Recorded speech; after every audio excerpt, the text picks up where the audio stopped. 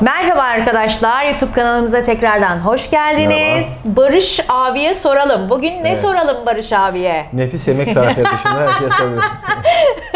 Hemen bir tane kullanıcımız diyor ki, scooter'ım var ve arka tekerlerinden gıcır gıcır ses geliyor. Bu neyden kaynaklanır? Su kazanı var, arka tekerden ses geliyor, gıcı gıcı. Evet. Büyük ihtimalle disk hatasıdır. Şimdi arkadaşlar şöyle, scooter zaten son zamanlarda İstanbul'da ve Türkiye'de hatta ve dünyada daha doğrusu çok kullanılan, tercih edilen bir cihaz. Hem değil mi kolay? Ulaşım aracı çok kolay. Mesela ben de kullanıyorum. Eve gideceğim zaman şimdi motosikletle kaldırımdan gidemiyorsun. Evet. Çünkü o kadar sıkışık ki trafik, araba böyle yol vermiyor artık, kaldırıma çıkasın Bir geliyor. de park derdin yok, trafiğe girme Hemen derdin kaldırıyorsun, yok. 14 kilo mesela Mi Pro 2 tak diye koyuyorsun, devam ediyorsun. O yüzden büyük kolaylık. Sorumuz da şöyle, zamanla bunlar disk arızası yapıyor. Tekerleğin hemen yanında bir disk var, incecik. Metal bir parça, biliyorsun zaten. Sen de serviste zaman zaman ziyaret ettiğin için Evet. böyle video çekiyorsun falan. Çokları terletiyorsun. O disk zamanla yamuluyor. İşte yandan darbe oluyor, eziliyor, büzülüyor. Disk bu konumdayken, yani dümdüzken, şöyle dümdüz bir şekildeyken dalgalı oluyor. Dalgalı olduğu Aslında için çok milimetrik değil mi? Onu incecik bir evet, disk. incecik bir çok şey ince. aslında. Yani biraz daha kalın olabilirmiş ama demek ki o cihaza göre o kadar uygun görülmüş. Mutlaka bir argesi yapılmıştır yani. Daha sonra bu disk sürtmeye başlıyor. Sürtünce de arka tekerden ses geliyormuş gibi oluyor. Normalde arka tekerlek çamurluğa sürtmüyorsa, yani çamurluğa bir sürtme yoksa disk dışında bir ses yapmaz. Özetle arka tekerlekten ya da arka tekerden ses geliyor sorusunun cevabı, birincisi büyük ihtimalle disktir. Disk sürtüyordur arkadaşlar. İkincisi de zayıf bir ihtimalle çamurluk aşağı doğru inmiştir. Tekerlek çamurluğa doğru yakın olduğu için, temas için oradan böyle şey gırç gırç gıy gıy sesler gelmektedir. Çözümü var mı? Tabii ki var. Ya diski değiştiriyoruz, ya diske bakım yapıyoruz, ya da çamurluğu biraz yükseltiyoruz. Bu bakımları yaptığımızda sorun %100 çözülüyor. Yani kesin çözüm var. Eğer cihazın garantisi varsa, biliyorsun tabii Mi Türkiye, biz de yetkili satış noktasıyız. Mi Türkiye'ye gönderir ya da nereden aldıysa oraya gönderebilir. Garantisi yoksa ya da internetten aldığı için garanti servisine ulaşamıyorsa, bu önemli bir kısım. Evet. Çoğu kişi maalesef bize çok telefon geliyor. Sen de bakıyorsun, Evet. cevaplıyorsun.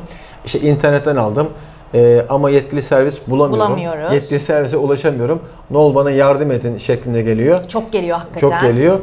O anlamda bize danışabilirsiniz. Bizden destek alabilirsiniz. Aşağıda call center var. Arkadaşlar telefon açıyor. Bazen Rabia'mla denk gelebilir arkadaşlar. Neyse vardı, yardımcı olayım gibisinden. O şekilde randevulu, bazen de randevusuz çalışıyoruz. Arıyorsunuz. İşte müsaitlik durumu varsa cihaz, scooter bize geliyor. Tespit ediliyor. Arıza tespiti ücretsiz. Evet, onu da belirtelim arkadaşlar. Diyelim ki scooter'ınızda bir arıza var. X bir sebep. Scooter geldi. Bakıyoruz. Diyoruz ki şu su var, bu su var, bu su var. Fiyatta 200 lira, 300 lira. Uygun görürseniz yapıyoruz. Kabul ederlerse Evet. yapılıyor. Kabul edilmezse işte biz herhangi baktık bir buna şu ücretimiz kadar yok. servis masrafını söyledik vesaire. Öyle bir ücret söz konusu değil. Lastik şişirme her zaman söylüyorum. Burada mutlaka geçerken çayımızı için, kahvemiz için sohbet ederiz. Lastik şişirme ücretsiz. İstediğiniz zaman gelin, hava bastırın, gidin. Arıza tespiti de ücretsiz. Bu şekilde disk Ki çayınızı cihazlarında... içene kadar da bitiyor zaten hemen. Evet, bazı İşlemimiz. vardı bir tane kazalı. Usta bayağı uğraştı. Hatta bu şöyle bir parça var. Tekerlek de buraya giriyor. Bu yanına böyle kaynak falan yaptı, ısı tuttu, öyle düzeltti. Yani çok ağır hasar olmadıkça, kaza vesaire İstisnai olmadıkça, durumlarda. bazen de araba geçmiş biliyorsun. Evet. Araba geçmiş cihazlar geliyor. Allah korusun. Çok dikkat edelim arkadaşlar. Dikkatli kullanalım.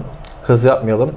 Böyle arabanın yanından geçerken işte kapı açılabilir. Ne bileyim, yağmurlu havada pet şişe kayabilir vesaire, dikkat edelim.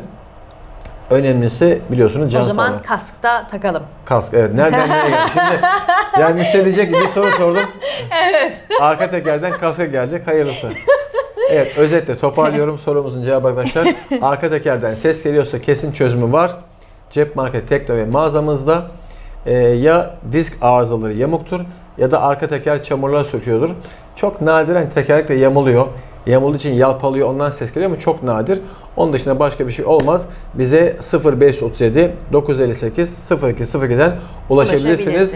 Bilgi alabilirsiniz. Takıldığınız, anlatamadığınız bir sorun varsa, mesela göbek diyor ama göbekte 3 parça var. 1 boru, 2 göbek, bir de pimi. Takıldığınız yerde resim atın. Bende bu arıza var ya da video atın. Merhaba Tekno Bey. Bakın şu arıza var. şurası böyle, burası böyle. Bu olur mu? Kaç olur? Canlı gibi. destek veriyoruz. Aynen. Evet. O şekilde de olabilir yani. Yerimiz zaten Kadıköy'de. Manzaramız güzel.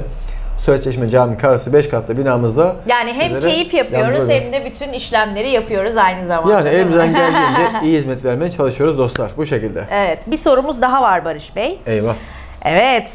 Diyor ki ben tekerleklerimi değiştirmek istiyorum. Ne kadar süre alır? Şimdi tekerlek değişimi iç lastik değiştirmek istiyor. Demek ki sağlam bir tekerlek ya eskimiştir yani dediğimiz ya kabaca kabak olmuştur artık. Tekerleğin dişlisi kalmamıştır. Ya da sürekli lastik patladığı için dolgu teker istiyordur. Bunda maksimum süresi 1 saattir arkadaşlar. Yani yoğunluk yoksa eğer abartmıyorum zaten biliyorsun. Evet. 15 dakikada 20 dakikada çift tekeri değiştirebiliyoruz. Eğer yoğunluk varsa en fazla 1 saat içinde tekerlek değişimi gerçekleştirebiliriz. Bunu o zaman bir kahve diyelim. Çay değil de kahve Evet, eşliğinde. Single double olsun. Türk kahvesi daha şey olur mu? Double bir Türk kahvesi eşliğinde Aynen yapabiliriz. öyle. Evet, bir videomuzun daha sonuna geldik. Umarım sorularınızın cevabını detaylı bir şekilde almışsınızdır. Aşağıya hemen linkini de bırakıyorum. Bütün fiyatlar ve detaylarla alakalı bilgiler. Görüşmek üzere. Hoşça kalın.